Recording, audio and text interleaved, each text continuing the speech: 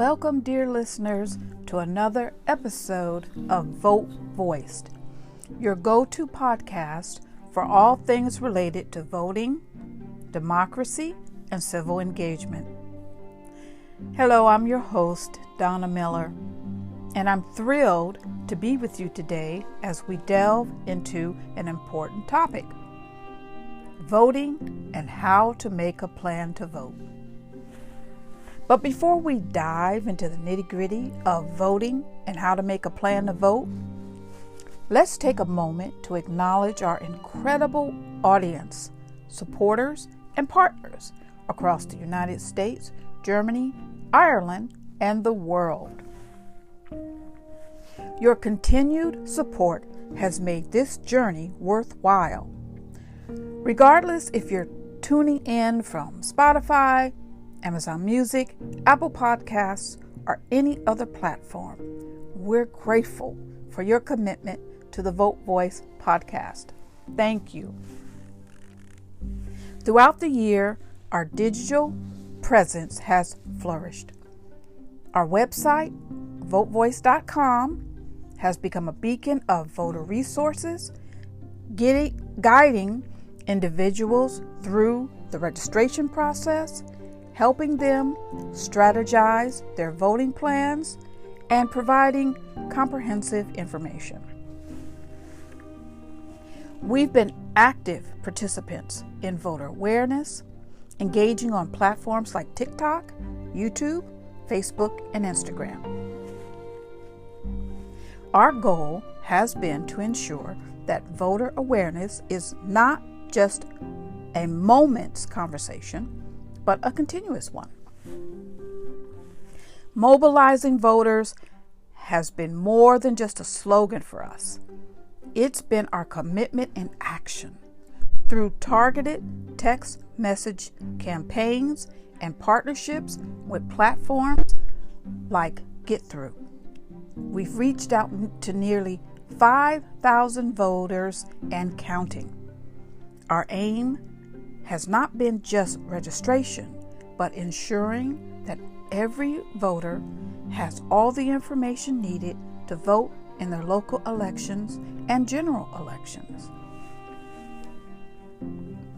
Our mission is unwavering. We're dedicated to the cause of voter engagement. We're working towards registration, information dissemination, mobilization, and voter protection, and we do this constantly. Because voting shouldn't be a chore. It should be a seamless part of Americans' lives. They need to use their right to vote. Now, we do this in a non-partisan way. We do not tell you who to vote for. We do not support candidates. We do not engage in any activity that is partisan. We don't support anyone. What we do is we're out there to engage you, to give you the information so that you can become an informed voter. Now, as we march forward, let's not forget the importance of voting in our upcoming 2024 elections. Voting isn't just a right, it's a responsibility. It's a pillar of our democracy. And so many people around the world don't have the right to vote, or they're being told who to vote for.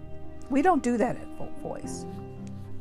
So I urge each one of you to mark your calendars and participate in the elections and vote. Now, let's discuss why voting is so important and why so many people in America decide not to vote, unfortunately. Voting is the cornerstone of our democracy, yet many Americans choose not to vote. And the reasons for this include feeling that their vote doesn't matter, or a lack of information about when and where to vote.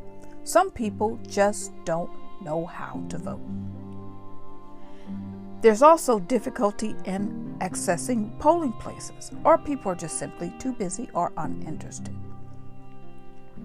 To combat this, become an informed voter. That's crucial. you need to visit your Secretary of State's office in your state. And here in Michigan, you can visit the Secretary of State's office on the website at michigan.gov/vote. You can visit votevoice.com, and we have information there to help you register and to make a pledge to vote, to make a voting plan, everything you need. Helping others become informed voters can be just as important. Share what you've learned with friends and family, and encourage discussions about where to vote, how to vote, if you're registered, updating your registration. And you can use social media to spread accurate information about where to vote, how to register, when you can vote, and the days of the election. You can also volunteer with organizations that focus on voter education and outreach, like Vote Voiced. Just visit our website, www.votevoice.com, and sign up to become a volunteer. We would greatly appreciate that. If you need voter protection information, it's essential to know who to contact. Reach out to local election officers, nonpartisan organizations like League of Women Voters, and the Election Protection Coalition. And don't forget to visit your Secretary of State's office in Michigan. Once again, that's michigan.gov/vote. Also, you can visit the Vote Voice website. We have voter protection information there, and we have provided all the information you need to give them a call. Now, why do you need a plan to vote, and how do you create one? Having a plan increases the likelihood that you will follow through. Now, here's how to make your plan. Now, you can check your registration, ensure you're registered to vote, and that your information is correct and up to date. Know your options. Find out if you can vote early, by mail, or if you need to go to a polling place on election day. Most places you can do either one.